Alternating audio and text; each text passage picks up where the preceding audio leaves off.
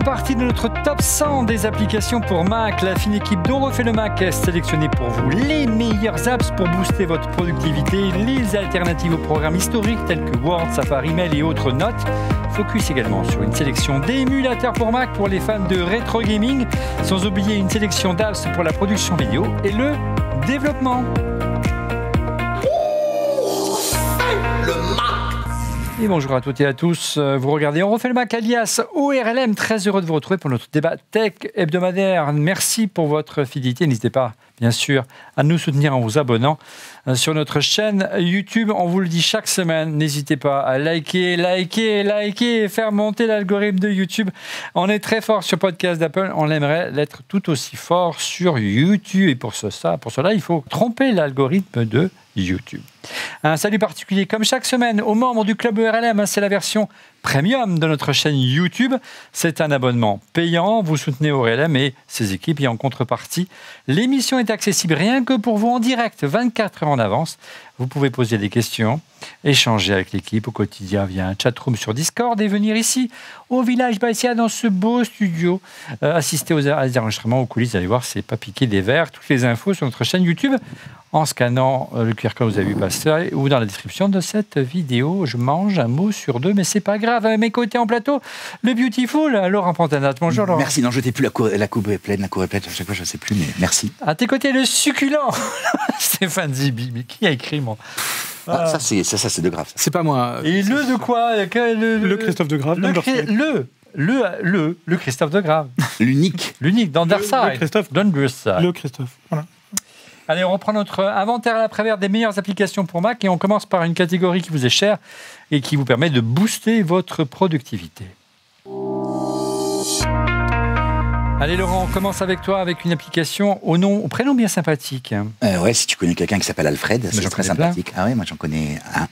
Je connais Alfred Newmad, qui est un réactivateur de Mosaic Invader, qui est génial. C'est tout beau. Qui est un tatouage qui te rendrait jaloux et tatouage Invader sur la main. Écoute, Alfred, c'est une appli que j'utilise depuis des années. Je pense que je l'utilise depuis la version 1, donc ils en sont à la version 5.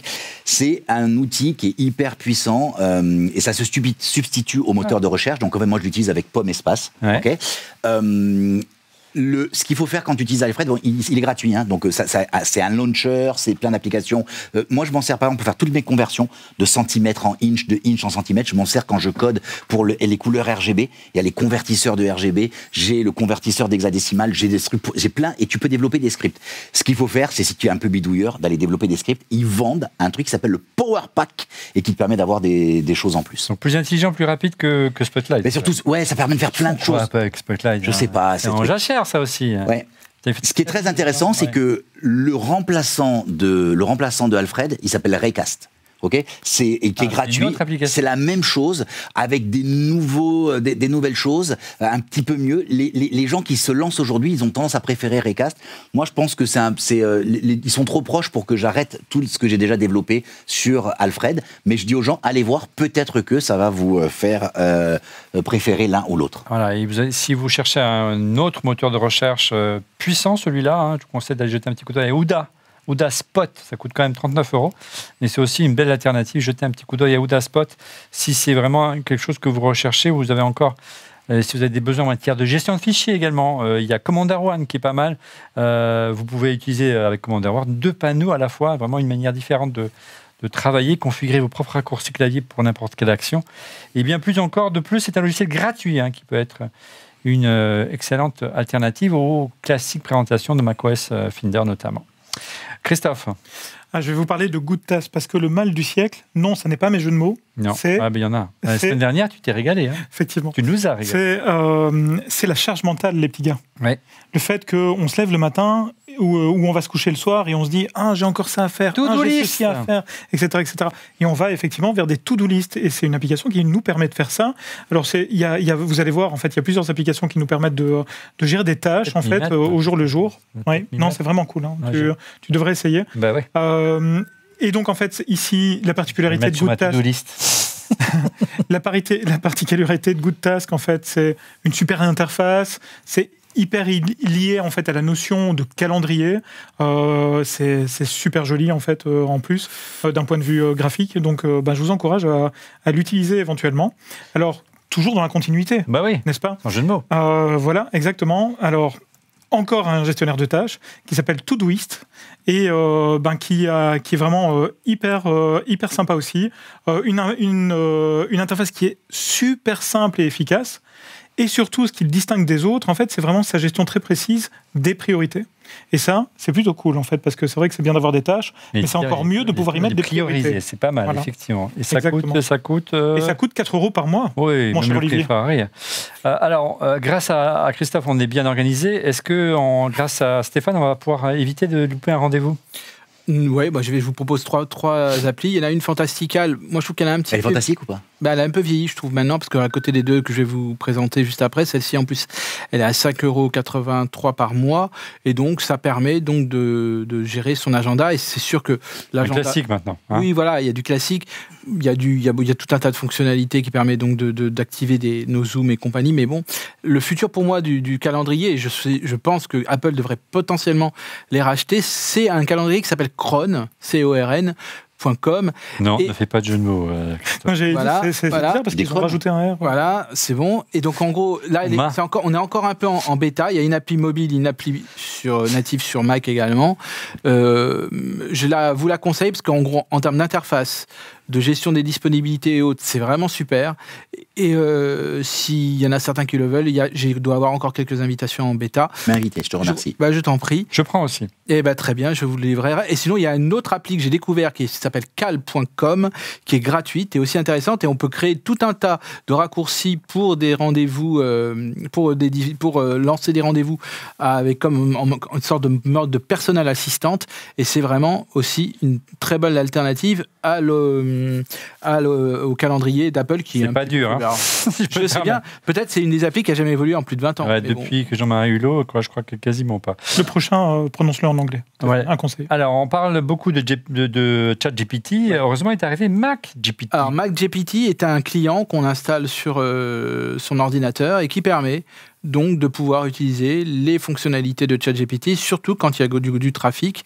Et je peux vous dire que je l'ai tout le temps ouvert sur mon ordinateur de façon permanente maintenant. Je vais donc l'installer et c'est gratuit. C'est gratuit, on peut donner quand même un peu d'argent aux développeurs si on le souhaite. Allez, tu es sur ta lancée, continuons, cher Stéphane. Il y a une appli que j'utilise beaucoup, qui est presque que j'installe systématiquement parmi les premières sur un Mac, s'appelle Singlebox, qui permet de regrouper tous vos messengers, sans exception presque, sur un seul et unique, une seule unique interface. Ça prend pas beaucoup de mémoire.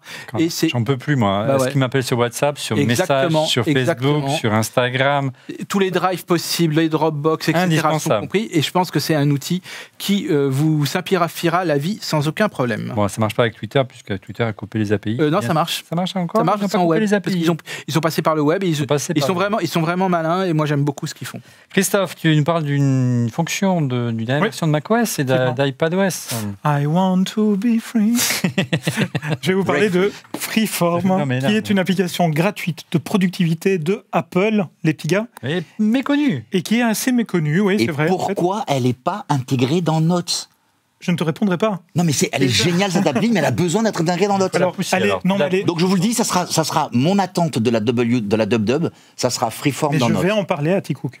Directement? Voilà. Bon. Alors, Freeform de Apple... Non, malheureusement pas, non.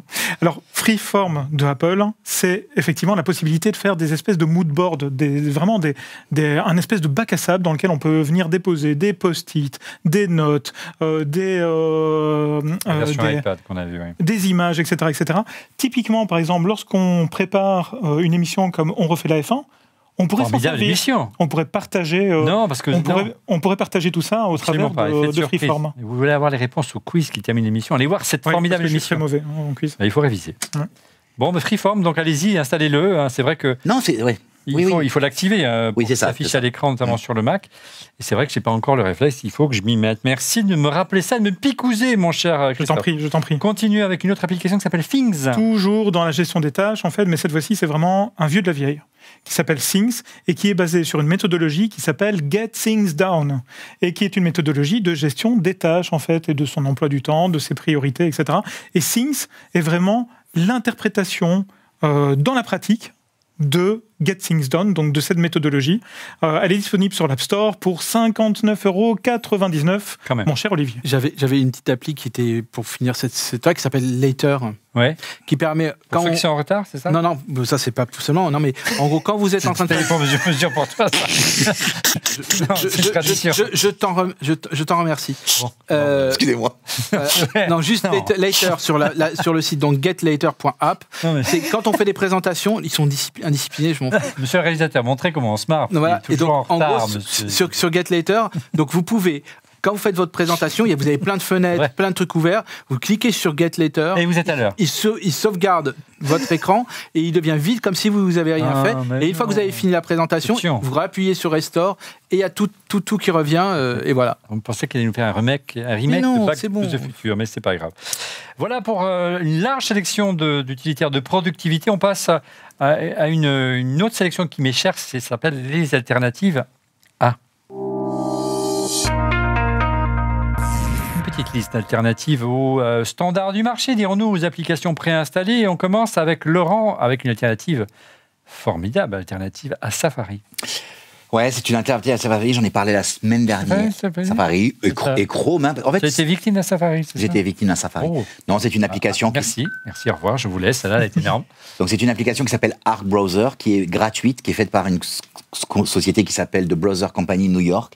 Et c'était, je pense, mon coup de cœur de l'émission de la semaine dernière. Il y a 15 jours. Il y a 15 jours. Et je suis fou amoureux de cette app. Elle m'a même réconcilié avec Chrome. C'est une nouvelle. Parce que c'est Chromium derrière. Ouais, c'est une nouvelle corde à mon arc. C'est pas possible.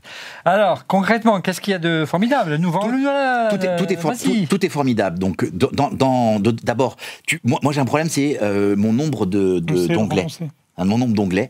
Il y a 15. Non, j'en ai plus que 73 dans Safari. Que 73 et 11 fenêtres. Non, j'en ai jamais. Tu m'étonnes qu'il lui faut des applications pour gérer la mémoire. Il y a 15 jours, j'en avais 337. Grâce à Arc, je réduis.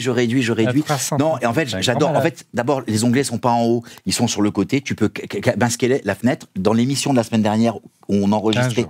Non, de la semaine dernière, celle sur les apps, la première partie.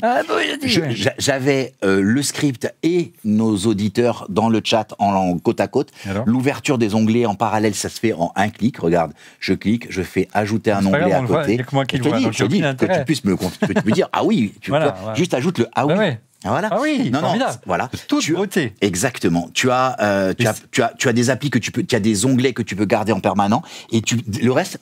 C'est juste pour montrer qu'il est encore possible d'innover en matière de exactement. Pour moi, c'est le meilleur navigateur. Je l'avais déjà dit la semaine dernière. Il y a 2 semaines, c'est le meilleur navigateur des 10 dernières années sur... Et pour donner accessoirement envie à des gens d'acheter des ordinateurs, il ne faut pas se contenter simplement de changer les puces. Innover un peu du côté logiciel. Exactement. Soit dit en passant, c'est pour vous dire que les ventes de Mac... C'est sur invitation, mais si vous faites une demande, sous 24-48 heures, vous obtenez une réponse maintenant. Petite réaction Twitter de R. Renault S007, Notion et Arc. C'est les bests de cette année. Notion, tu valides ou pas? Stéphane ou Christophe? Non, je valide parfaitement. C'est quoi Notion? Notion, tu vas voir, je vais en parler justement pendant que certains sont sur l'Internet avec des navigateurs, etc. Mais il y en a qui bossent comme moi en fait et qui gèrent des projets avec Notion. Oui. C'est la gestion de projet. Et effectivement, c'est de la gestion de projet multi-utilisateur et c'est très sympa, complètement web. Ça nous permet de créer des tâches, etc., de pouvoir gérer par colonne ces projets par étapes, etc., de pouvoir drag and drop, pardon. Oui, exactement. Merci beaucoup, Laurent. Kanban. Inventé par Toyota. Oui, exact. Et Notion, en fait, est devenu un maître en la matière, très, très franchement, multi-utilisateur, comme je le disais, en fait. Donc, ça permet aux équipes, en fait, de pouvoir organiser vraiment, en fait, l'ensemble. Une période d'apprentissage, c'est pas... Il y a de l'IA maintenant. Hein. Ouais. Oui, en plus. On peut écrire... il y a un peu de ChatGPT, voire un peu mieux, d'ailleurs, parce qu'ils ont fait des trucs par eux-mêmes. Et on peut écrire des articles ou se faire aider pour tout un tas de choses pour le travail. Ouais. Et c'est un accélérateur de productivité. C'est un peu cher, je trouve, personnellement. Mais sauf quand tu as une adresse éducation. Voilà. Ouais. Sinon, c'est autour des $15 par poste, quand même. Bien joué. OK, on reste... attends, je dis une bêtise, $15. Non, $8 par poste. $8 par poste. On continue avec toi, avec une alternative à Note d'Apple. Ouais. Franchement, c'est l'application de Note que j'utilise au jour le jour, qui s'appelle Bear. Et pas Beer, à ne pas confondre. Oui. Tu l'utilises aussi au jour le jour. Hein. Voilà. Et tu en manques pas, toi, en Belgique. Non, effectivement, non. Ni des gaufres, ni des frites, enfin, tu vois, manger des frites. Le genre de choses. Alors, Bear, c'est vraiment une super application parce qu'elle nous permet effectivement de créer des notes, de pouvoir après les exporter dans des formats que l'on désire. Et puis surtout, on va pouvoir ajouter, taguer les notes, de pouvoir les classer par tag, les filtrer aisément, faire du drag and drop d'images, tout ce qu'une application de notes peut faire aujourd'hui, moderne de notes peut faire aujourd'hui. Et effectivement, j'utilise même pour préparer les émissions. Tout ce qu'Apple Note devrait faire, en fait. Effectivement. Exactement. Et oui, innover, monsieur Apple, innover. Une petite question Twitter, une réaction de eNote. Hello perso, très grand fan d'Obsidian pour la création de notes, c'est juste exceptionnel. Effectivement, Obsidian dans la version de base est gratuite. Hein. C'est une app qui vous permet de la prise de notes, la gestion de tâches, de projets, de regrouper des documents en tout genre, images, PDF, développer en clair votre base de données personnelles. Et c'est pratique parce que c'est dispo sur Mac, mais aussi sur iPhone et iPad. Même si c'est un peu difficile au début à prendre en main, mais c'est vraiment très sympa. Et si la version de base est gratuite, donc essayez. Allez, une alternative à Mail. Je crois que le logiciel de mail d'Apple est certainement l'un des logiciels les plus décriés, on peut le dire, même s'il a... Il a progressé. Il a progressé, mais ça reste encore une... Il partait de loin. Il partait de loin. Et une alternative très connue, il s'agit d'AirMail, dont la version 3 est disponible maintenant, qui est gratuit. Et il y a une version Pro à 9,99. C'est une vraie alternative à Mail d'Apple pour la prise en charge de tous les services de messagerie. Et vraiment très stable. C'est sa force. À ne pas confondre avec Hermès, qui est beaucoup plus cher. C'est vrai, on est en forme. Moi, j'aime beaucoup l'interface minimaliste qui permet d'identifier les courriers importants et d'aller à l'essentiel. Là où il est si facile de se perdre dans Mail, j'essaie de ne pas rire et de garder mon sérieux. Christophe, plutôt que de sortir des bêtises... je vais faire des étincelles avec cette app. Oui. Qui s'appelle Spark Desktop. Qui est... alors, il y a une version gratuite et une version premium à 5,83 € par mois. Ça fait quoi c'est une application qui gère nos emails, mais d'une façon vraiment particulière, parce que globalement, les emails, c'est un petit peu comme partout. On est spammé, en fait. On reçoit plein d'emails, plein d'informations sans cesse, et on risque de perdre les bons mails en les ayant lus à flux. Je l'avais lu, mais je suis pas revenu dessus, etc. Ici, je vais pouvoir dire, par exemple, les emails de Laurent sont hyper importants. Monsieur. Je vais pouvoir dire... ceux d'Olivier ne le sont pas. Évidemment. Je ne me prononcerai pas sur la matière. Et donc, en fait, on va pouvoir choisir. Voilà, c'est ça. On va pouvoir filtrer, prioriser, mettre en silence aussi des fils d'échange entre différentes personnes. Et ça, c'est une purée de fonctionnalités. Toujours dans le mail, mais avec Stéphane Zibi. Oui, alors là, ça s'appelle Edison. J'appelle Edison Mail. C'est ma copine, hein, et il est... moi. Oh, punaise. Non, continue. Te laisse pas, Stéphane. Non, on n'y arrivera pas. Vas-y. On essaie de tenir le délai et tout. Oui. Dans Edison Mail, c'est donc une appli gratuite qui est présente sur tous les devices d'Apple, que ce soit sur iPhone, sur iPad et sur desktop, bien évidemment. Et donc, c'est multi-compte, quel que soit le système. Moi, ce que j'adore, c'est que même quand sur des paramètres un peu complexes sur Gandhi, il reconnaît que c'est Gandhi et il fait sur lui-même la paramétrage. Donc, c'est un jeu d'enfant pour ajouter tous ses comptes mail en un point. Il y a un très bon et performant moteur de recherche. Il y a aussi plein de petites fonctionnalités très sympas pour se désabonner en quelques clics de toutes les newsletters qui nous embêtent. Je vais l'adopter dès demain matin. Voilà. De mon côté, moi, je suis un orphelin de Time Machine. Time Machine, je trouvais que l'application était l'une des plus belles avancées qu'a fait Apple en matière logicielle il y a une bonne quinzaine d'années déjà, on peut dire ça. Et depuis, il ne s'est rien passé. Et notamment, on attend depuis des années une version cloud de Time Machine. Eh bien, elle n'est toujours pas arrivée. On l'annonce à chaque WWDC. Rebelote cette année. En attendant, on a essayé de trouver des choses qui permettaient de le faire. Alors, c'est pas forcément très donné, mais il y a une fonction de pCloud qui est vraiment très sympa. Ça coûte quand même 199 € par an pour 500 gigas, c'est cher. 400 € par an pour 2 Tera. c'est pas donné, mais là, c'est une solution de sauvegarde intégralement en ligne de votre Mac, comme si vous aviez un disque dur externe. C'est sécurisé. Et c'est en Suisse de mémoire, non? Oui, c'est en Suisse. Et donc avec la loi suisse est intéressante parce qu'elle est très protectrice. Exactement, tu n'as pas le droit d'aller. Voilà. Exactement. On va pas chercher vos données et ça marche super bien. Évidemment, le premier envoi est le plus long. Après, ça sauvegarde de manière incrémentale et ça marche bien sûr sur votre Mac. Et ça permet de récupérer vos données et de les avoir sur tous vos devices, comme vous l'avez vu, notamment sur l'iPhone ou encore l'iPad. Alternative à Time Machine de ton côté, Laurent? Alors, c'est marrant parce que je me suis retrouvé avec deux applis un peu old school. Tout à l'heure, j'avais Graphic Converter. La semaine dernière, j'avais Graphic Converter. Et là, j'ai Carbon Copy Cloner. Et pour moi, ça fait partie de ces applis que... Contournable. Quand je suis venu au Mac, ces applis, c'était des applis qui étaient là, quoi. Tu vois, je suis revenu au Mac en 2003 et elles existaient et en fait, tu voulais dupliquer un disque. 20 ans, putain, 20 ans. Et elle voulait, tu veux dupliquer un disque, c'est Carbon Copy Cloner. Tu veux faire un disque bootable, c'est Carbon Copy Cloner. Tu veux faire un backup, Carbon Copy Cloner. Et donc, ça fait partie de ces vieilles applis qui sont là et qui sont la fonction bootable est vraiment pratique. Ouais, c'est tout à fait. Et donc, c'est quand même 59 €, mais il y a 30 jours gratuits. Et voilà. Vous êtes nombreux à nous demander des alternatives à des traitements de texte. Alors, bien sûr, il y a Page, mais accessoirement, les alternatives à Word, vous pouvez utiliser Ulysse. Alors, c'est payant, c'est 40 € par an, $40 par an. Et qu'est-ce qui est sympa chez Ulysse, c'est que c'est un outil vraiment très simple, mais très puissant pour la mise en page, avec les notes de bas de page notamment, tout ce qui est balisage, insertion d'images. Rien ne manque, sans oublier l'export PDF, Web et Word et la synchronisation iCloud. Voilà, c'est assez minimaliste en plus, donc je trouve ça plutôt sympa. Il existe des alternatives à Word et celle-ci est assez originale.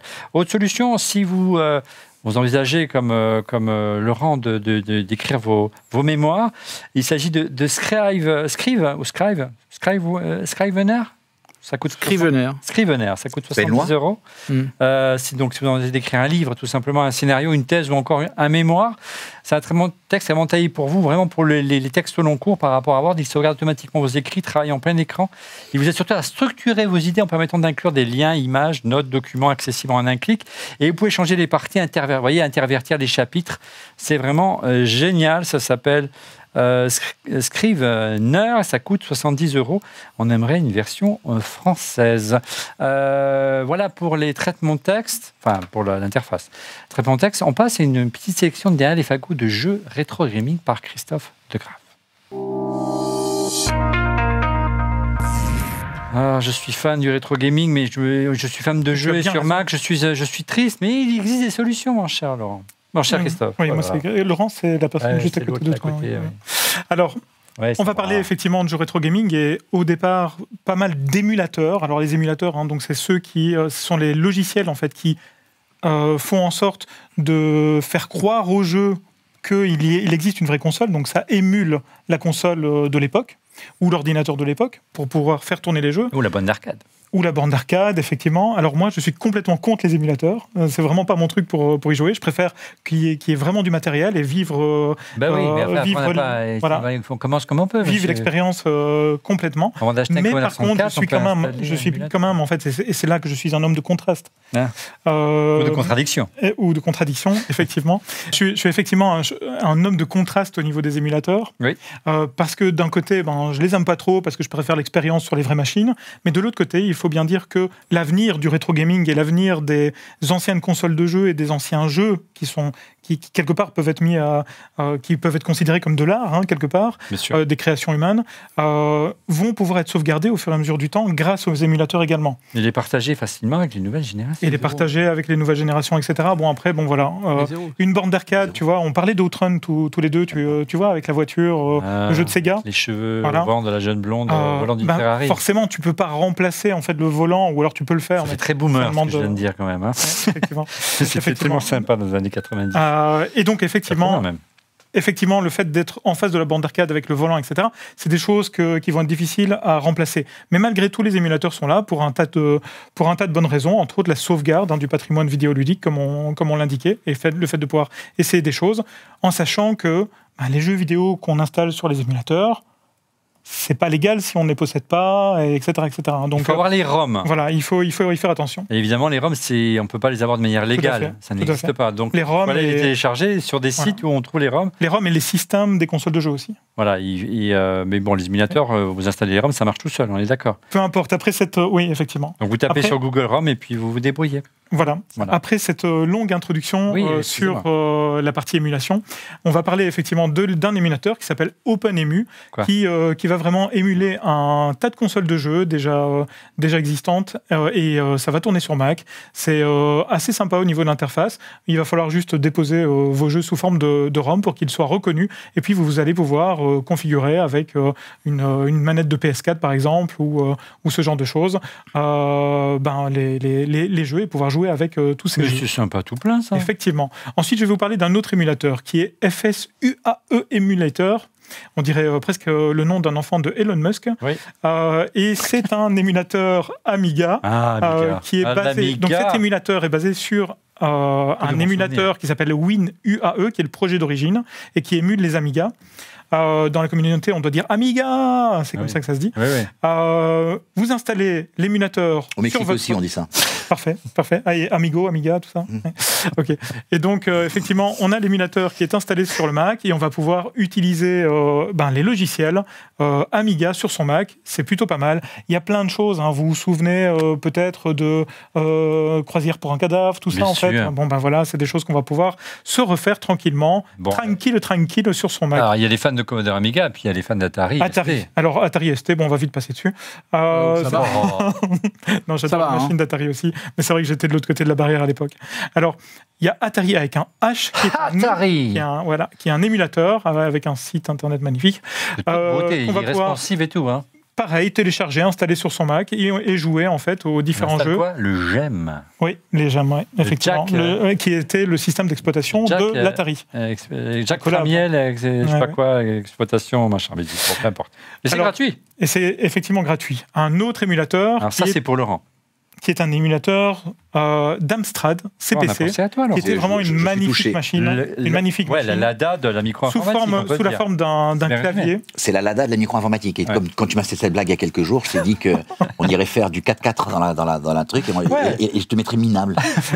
Belle LADA. Parce que moi, je sais conduire une LADA. Pendant qu'ils sont en train de se disputer tous les deux, je vais vous expliquer quand même que c'est un émulateur pour l'Amstrad CPC 464 en particulier, pour ceux qui ont connu le 464.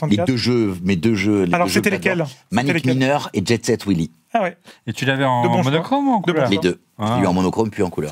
Deux très bons choix.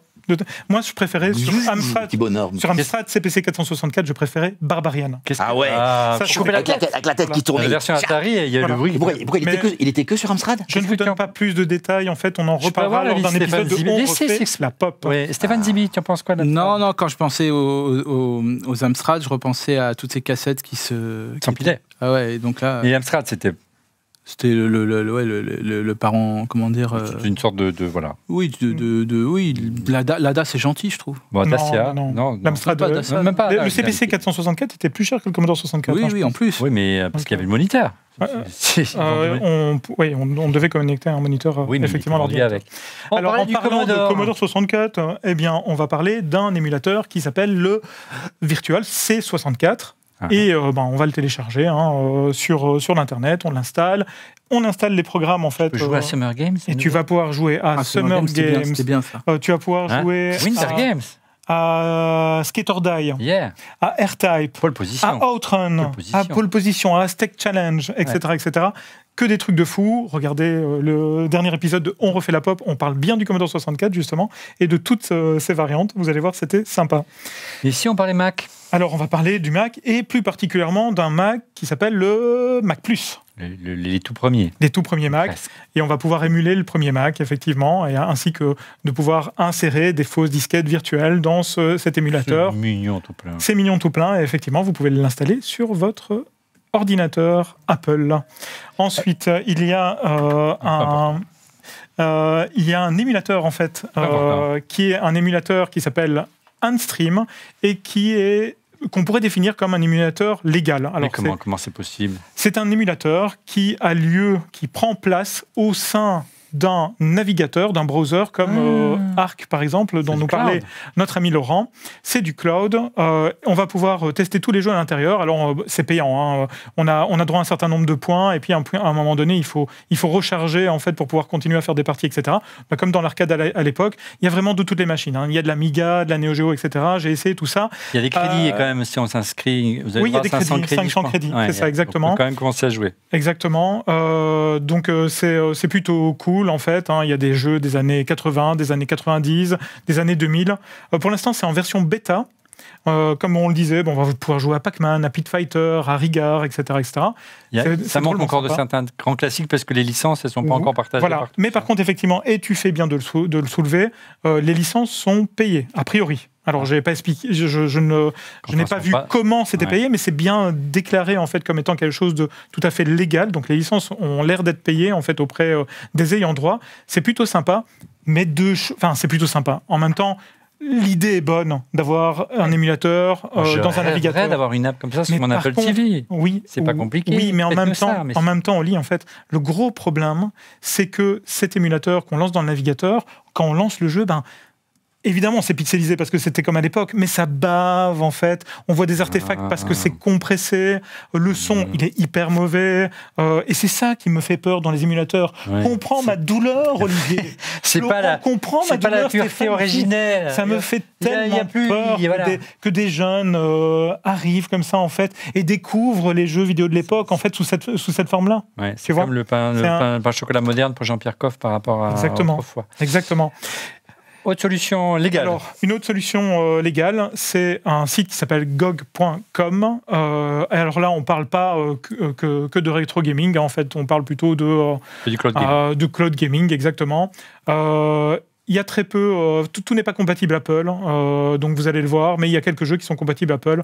Ça valait la peine de le préciser, c'est un petit peu comme un store pour des jeux, comme Steam l'est par exemple. Mais bon, il y a pas tellement de jeux pour Mac finalement par rapport à Windows. Allez voir l'émission qu'on a faite il y a 3 semaines avec l'ami aidez-moi à l'ami de Namco Bandai.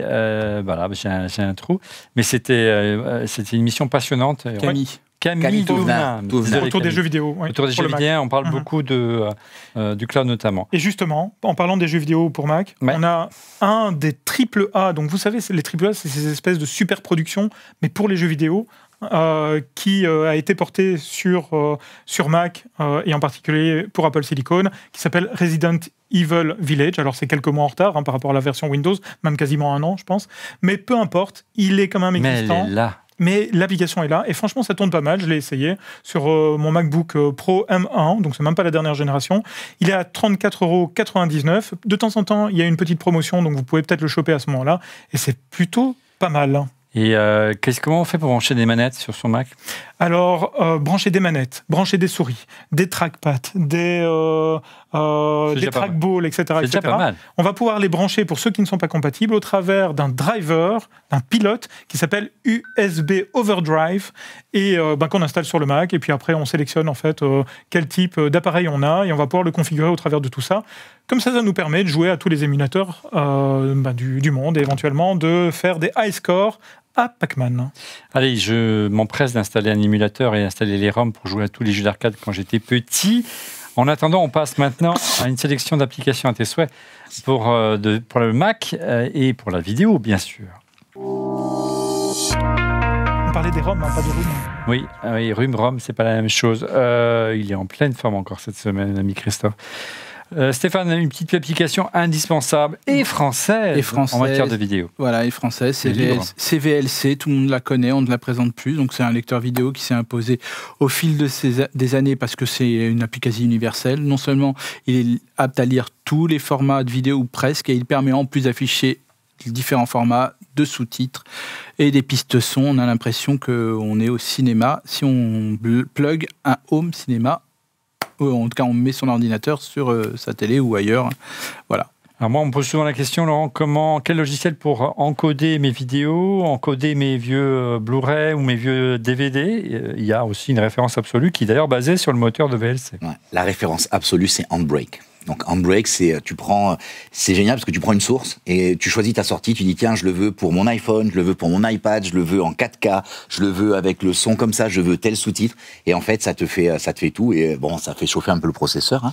Mais on voit vraiment les progrès des puces M1 par rapport à la génération Intel, ça va beaucoup plus vite. Incroyable. Ouais. Et c'est un incontournable. C'est bien, tu m'as mis tous les applications incontournables. Hein. Handbrake, Carbon Copy. Il y en a une autre qui m'a connu. Vas-y, je t'en prie. Allez, fais pas ton jaloux. Ça va. Là, voilà. Non, je le laisse. Voilà. Si vous voulez faire des vidéos en .mkv, hein, qui ne font pas forcément un format très lisible sur Mac, vous pouvez générer des .mkv à partir d'une source vidéo. C'est surtout l'une des rares applications sur macOS qui permet de ripper des Blu-ray, si vous disposez bien sûr d'un Blu-ray compatible, ce qui n'est pas forcément évident. Une fois rippé, il ne reste plus qu'à glisser le fichier dans Handbrake, cher à Laurent, pour le convertir en un format lisible sur Mac, ou sur l'iPhone ou sur l'Apple TV. Et pour ça, il vous faut Infuse, bien sûr, qui est un formidable logiciel qui permet de transformer votre Mac en un formidable Media Center. Hein, c'est assez magique. Vous balancez le fichier, il va vous chercher l'affiche du film, la bio, classe les épisodes. C'est assez magique. Ça marche sur tous les. Ça marche super bien d'ailleurs avec l'Apple TV. Hein. Vous mettez ça, idéalement, c'est d'avoir un NAS. Hein, et il va taper dans le NAS, vous mettez vos vidéos dedans. Une version gratuite, une version un peu plus pro, notamment si vous avez un NAS. Et ça coûte $10 par an, mais c'est vraiment un super logiciel pour transformer votre Mac en Media Center de dernière génération. Christophe, un choix étonnant. Oui, mais je voulais vous demander comment vous trouvez l'app Netflix pour Mac. En fait, attends, je regarde jamais en fait Netflix sur mon Mac, moi, mais ça s'appelle Safari, non? Ça s'appelle Safari, comme le dit Laurent. Ben ouais. Elle n'existe pas, effectivement. Bien joué, Laurent, t'es le meilleur. Et le truc, en fait, c'est que, par contre, à côté de ça, il y a Amazon qui a quand même fait l'effort de porter une application sur le Mac pour pouvoir consulter les vidéos d'Amazon Prime Video. Effectivement, et de pouvoir sélectionner les vidéos que l'on désire, etc. C'est vraiment top. Coup de cœur, il faut aller regarder le coup de cœur de Stéphane Zibi de la semaine dernière, Succession, qui est sur Amazon Prime. Oui, effectivement. Et le truc qui est cool, en fait, avec le fait d'avoir une application, non seulement il ne faut pas aller dans son navigateur, mais bon, ça c'est un détail, on va dans une app. On a des notifications avec les nouveautés, ça c'est plutôt super cool. Et aussi, on peut utiliser du picture-in-picture. Et donc avoir, pendant qu'on travaille, de pouvoir faire en sorte de... Faire semblant de travailler. Voilà, exactement. Et puis cacher l'application, comme on l'avait vu avec une autre application. Alors, si on a besoin de faire un screencast, en clair, capter et enregistrer l'interface et faire un tutoriel, par exemple. Alors, capturer un écran, capturer l'écran du Mac, c'est tout à fait possible à partir de QuickTime. Oui. Donc ça, c'est déjà une chose. Mais seulement, ScreenFlow, parce qu'il s'agit de ScreenFlow, va beaucoup plus loin encore et permet de non seulement capturer l'écran d'un Mac ou les écrans d'un Mac, une partie de l'écran, etc., capturer aussi le son, et ça, c'est important, et c'est très limité, en fait, au travers de QuickTime, parce qu'on peut pas le faire, en fait, en gros, et on va pouvoir éditer aussi la capture qu'on vient de réaliser, faire apparaître le pointeur de souris, etc. Mais, donc, en fait, les personnes qui, par exemple, veulent faire un tutoriel, veulent former les gens, mais c'est l'application qu'il leur faut, point barre. Ouais, et pour la petite histoire, l'origine dont on fait le Mac tient à 2 applications, hein, c'est les 3. iChat AV qui est devenu par la suite FaceTime, première solution de vidéoconférence avec plusieurs utilisateurs, QuickTime bien sûr pour enregistrer les caméras et accessoirement pour enregistrer l'interface et le son en même temps d'iChat, c'était ScreenFlow qu'on a utilisé pendant des années. François Bontemps, de réalisateur, ça lui rappelle des bons souvenirs. Par contre, je voulais quand même insister sur le prix parce qu'il faut quand même 199,99 €. Donc il faut vraiment avoir l'usage. ScreenFlow. Ouais. Alors, continue. Il faut vraiment que j'arrête. Ensuite, il y a Streamlabs. Et Streamlabs, c'est une interface en fait qui nous permet de faire des lives sur YouTube, sur Twitch, sur Facebook, etc. C'est vraiment plutôt pas mal. Ça permet de rassembler assez facilement le chat, etc. Et c'est cool parce que ça nous a servi, entre autres, c'est ce qui nous sert pour faire des lives pour, par exemple, on refait la pop et demain, éventuellement, des lives pour ORLM ou ORL F1, si jamais on désire faire des lives. Il va falloir qu'on y fasse, mais les jours ne font que 24 heures et encore, on dort parfois. Laurent, tu veux souffler à l'oreille du Mac ? Pas mal. Toi, tu es formé par Christophe Degrave, il m'a tout appris. J'ai créé une école. Il y a le virus. Donc, c'est cela qu'on a parlé de MacGPT, c'est cette émission. Est-ce que l'autre émission d'avant, on avait parlé de Midjourney sur son Mac? Ouais. Et ben là, c'est la même chose avec Whisper. C'est-à-dire que c'est une intelligence artificielle qui absorbe n'importe quel son audio et te fait de la transcription. Donc c'est l'OCR textuel, mais efficace. Mais super efficace. Pour les interviews, exactement. Quand vous êtes journaliste, c'est un joli usage, même si c'est des fonctions qui sont de plus en plus intégrées. C'est utilisé tous les jours par mon ami Warit, il me met une tête comme ça avec et d'ailleurs, c'est le même développeur que MacGPT. Ouais, donc sur l'interface. Dernière application. Je peux chauffer la salle avant que tu le fasses? Allez, vas-y, chauffe la salle. Non, parce qu'en fait, vraiment, l'application dont tu vas parler, c'est toi qui nous l'as fait connaître, parce qu'on est des fans de Formule 1, ça n'aura échappé à personne. Mais non. Et donc, c'est un dimanche matin ou un samedi après-midi. Tu nous en as parlé suite à une vidéo qu'on avait vue ensemble, et c'est trop bien. Alors, qu'est-ce que c'est? Alors, c'est une application qui s'appelle Multiviewer F1. Ouais. Elle est gratuite, elle est ouf. Il faut quand même un abonnement au stream Formula One. Ça marche pas avec McLaren, là. Non, mais ça se trouve, non, mais voilà, si tu as pas l'abonnement stream, tu peux pas. Mais par contre, tu peux. En fait, c'est une app qui te permet de dire, je veux cette caméra, cette information sur le circuit, et tu as ce que tu veux. Donc tu peux avoir l'intégralité du flux de tous les pilotes de Formule 1 sur ton écran. On a trouvé une vidéo d'un gars, le mec, il a 3 télévisions géantes et il a un gros Mac. Je pense, ouais, parce que il a toute la F1 en live. Il s'est fait une régie comme la régie d'un team principal. Mais ça marche du feu de Dieu. Et sur sa régie, il a quadrillé et mis tous les individualisés sur des écrans géants. L'énorme avantage. Les vues embarquées des pilotes. Je vais vous donner, moi je vois 2 très gros avantages à cette application. Le premier, c'est que tu peux avoir les statistiques, c'est-à-dire les temps autour, toutes ces informations, ou la position sur le circuit. Des fois, tu comprends pas où est le pilote, la position. La deuxième, c'est que parfois, la télévision va avoir tendance à privilégier un combat entre 2 coureurs, mais il y a 2 autres coureurs qui sont en train de se tirer une bourre de malades mentaux, et c'est eux qu'il faut voir, pas celui qui... Donc on est en train de faire toute l'émission sur une seule appli. Non, mais elle est super, celle-là, elle est vraiment remarquable. Cool. Elle est exceptionnelle. Allez, voilà pour l'avant-dernière... à chaque fois. C'est pour ça, on supprime Verstappen du flux. Voilà pour l'avant-dernière catégorie d'applications. On passe à la dernière catégorie. C'est une sélection de logiciels pour les développeurs. Ouais, tout à fait. J'étais parti parce qu'en fait j'étais motivé là, pour y aller. Attends, vous êtes en avance. Un bon tunnel. Là j'ai un bon tunnel mais je vais être rapide. Allez, MAMP. MAMP, donc ça veut dire Mac, Apache, MySQL, PHP, mais il y a aussi du Nginx intégré dedans. Donc en fait, c'est juste quand tu veux faire du développement et que tu as pas envie d'installer tout PHP, tout ça sur ton app. Alors il y en a qui vont dire on développe plus en PHP, ça. Ceux qui le font, MAMP, ça te package le tout et il y a plein de petits add-ons avec du test de SSL et tout, c'est génial.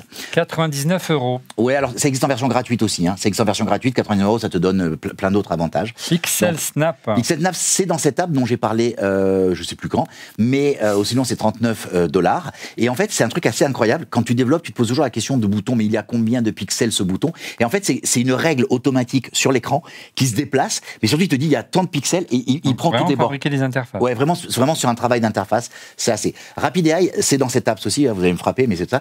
Et en fait il y a beaucoup de gens qui connaissent Postman, en fait, qui est pour tester les API en REST. Et en fait ça c'est la même chose, mais directement sur ton Mac, ça fonctionne bien.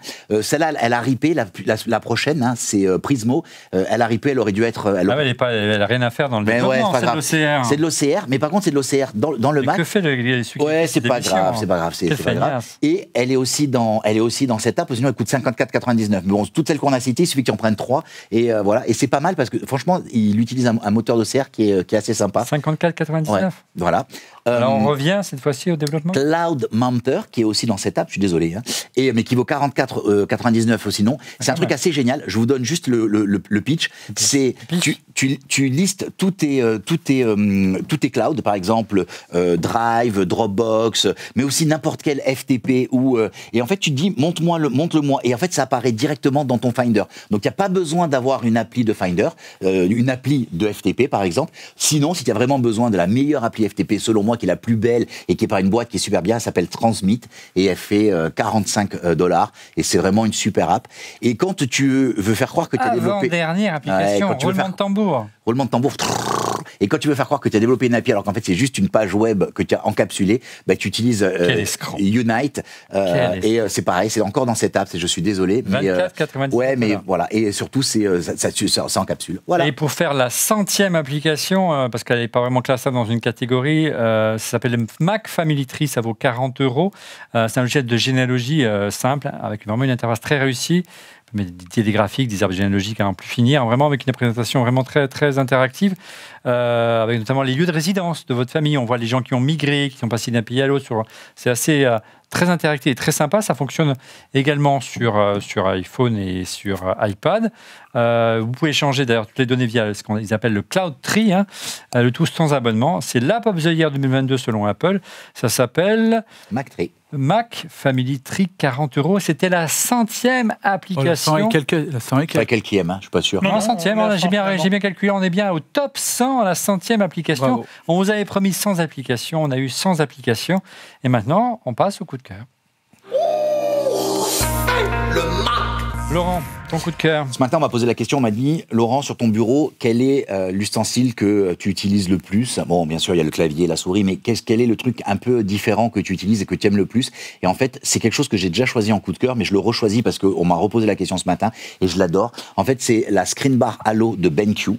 Et elle est géniale. Alors, elle existe en 3 versions. Il y a une version un peu moins chère, une version intermédiaire et une version grand luxe. Celle que je vous ai choisie là, c'est la grand luxe parce qu'elle a la télécommande sans fil. Mais elle existe avec une télécommande avec fil. Elle coûte un peu moins cher. Et elle existe aussi sans télécommande. L'éclairage, tu peux choisir la chaleur de l'éclairage. Il y a un système qui protège. Ça ne fait pas de reflet sur l'écran parce qu'il y a un filtre qui empêche de descendre sur l'écran. C'est top. Quand j'allume le matin, j'ai un bouton en HomeKit et quand j'appuie, ça s'appelle décollage. Et en fait, la première chose que ça fait, ça m'allume ça parce que derrière, il est branché sur une prise. Bien trouvé. Scramble. Décollage immédiat. Christophe. Alors, moi, vous savez que je suis un collectionneur. Non. Pas du tout. Ah bon? Tu collectionnes les collections? Voilà, je collectionne les collections, effectivement. Et le truc, en fait, c'est que par exemple, tu vois, il y avait les maîtres de l'univers il y a quelques années d'ici. Oula. Et dans les maîtres de l'univers, tu avais des pièces, des grandes pièces, en fait, qui étaient des châteaux, etc. Ce qu'on appelle des playsets. Le méchant dans le maître de l'univers. Skeletor, bien sûr. Voilà, Skeletor et Musclor pour le gentil. Et il existe, en fait, pourquoi je vous en parle? Parce qu'il existe des tapis sur lesquels en fait, on peut poser ces différents objets pour les exposer et que ce soit agrémenté en fait, avec un joli graphisme. Et c'est un regroupement, une association qui regroupe des artistes qui sont vraiment incroyables et qui ont pour thème en fait la pop culture. Là, on voit par exemple la bande-annonce du tapis pour le château de Skeletor. Mais ils font plein de choses. Ils font des posters, ils font des artworks vraiment autour de la culture populaire en règle générale. Donc il n'y a pas que du Musclor et du Skeletor. Ils font vraiment plein de choses. Ça s'appelle Art of Eternia. Merci, bravo à eux. Christophe. Stéphane, ton coup de cœur. Je refais une série, c'est la saison 3 de Ted Lasso sur Apple TV+. Ce fameux... Je suis pas emmerdé pour celle-là. Ah bah non, mais elle est ouais, bien. Mais, enfin, mais je peux juste dire un petit truc. Dans certains épisodes, Apple a laissé un peu les scénaristes faire. Les scénaristes, et maintenant on entend des gros mots, on en voit deux femmes. Moi, ce qui m'énerve, c'est que dans tous les scènes, il y a un iPhone, un Mac, un iMac. Systématiquement. C'est gonflant. Ah oui, là tu l'as vu? C'est le placement produit à ce point-là. Ah non, mais là tu sais quoi, c'est obsessionnel. On entend les bruits, on entend toutes les notifications, toutes les sonneries possibles qu'on entend. Ne contrarions pas celui qui produit l'émission. Mais apparemment, on a comme figurant, il faut le trouver, il n'est pas encore venu dans les 5 premiers épisodes, mais peut-être dans les autres. Ouais. Il y aurait Tim Cook. Ouais. Voilà. Et puis une petite hommage dans le premier épisode à un célèbre joueur du Paris Saint-Germain. Ah oui, enfin bon. Qatari Saint-Germain. Ouais, non, mais en gros, il y a un sacré clin d'œil. Monsieur Zlatan. Pour Zlatan, oui, ça c'est sûr. On reste dans le sport de mon côté, on reste encore dans la F1. Mon coup de cœur, c'est pour On refait la F1. C'est un pilote qu'on a lancé il y a 2-3 semaines maintenant. Et puis, on vous a demandé, est-ce qu'on continue pas? Est-ce que c'est trouvé bizarre que nous qui sommes fans de F1, on fasse une mission alors qu'on est plutôt référencé dans la tech? Et bien, on nous a plutôt convaincu de continuer. Donc, on va continuer. Rendez-vous donc la semaine prochaine pour le prochain Grand Prix d'Azerbaïdjan. Vous retrouvez toute l'équipe dont on refait la F1. Je vous invite à regarder. Ce sera diffusé le jeudi, normalement, qui précède chaque Grand Prix. On refait la F1 dorénavant sur la chaîne ORLM TV, qui est normalement maintenant la nouvelle chaîne qui héberge toutes les émissions dans la déclinaison d'On refait le Mac. On refait la pop, on refait la tech, on refait la F1 et d'autres émissions, j'espère. Donc rendez-vous jeudi prochain pour le premier épisode officiel, juste avant le Grand Prix d'Azerbaïdjan. Merci messieurs d'avoir participé. Bravo pour votre sélection de 100 applications. Bravo. Si vous avez arrêté le premier épisode, je vous invite à remonter dans le temps et regarder l'émission de la semaine dernière. C'est la fin de cet épisode d'On refait le Mac. Merci de l'avoir suivi. Merci encore pour votre fidélité. De nouveau, mes amis derrière vos écrans, un dernier mot peut-être, Laurent. Oui, j'aimerais que nos auditeurs nous disent quels sont eux en commentaire les applis qu'ils utilisent et qu'ils aiment. Voilà, il n'est jamais trop tard. Et puis n'hésitez pas à continuer à répondre à la question de la semaine qui est dans l'émission précédente. On y répondra la semaine prochaine. Je veux juste faire un petit coucou à David que j'ai croisé sur un endroit improbable, qui est un de nos auditeurs qui m'a reconnu. J'étais en train de parler au téléphone. Il faut le filmer. On a dit que maintenant on faisait un film. Donc si on vous croise dans la rue, que vous nous voyez, on vous filme, on vous passe en short sur la chaîne. Voilà, n'oubliez pas de liker. On vous le répète, c'est important pour que l'algorithme nous favorise un peu plus sur YouTube. Et pour être prévenu en temps réel de la mise en ligne de l'émission, je vous invite à vous abonner bien sûr à notre chaîne en cliquant sur le petit bouton. Et là, on l'a dit, de cliquer sur le petit pouce. Cela fait toujours plaisir, surtout à l'algo. Merci encore pour votre fidélité et à la semaine prochaine. Bye bye.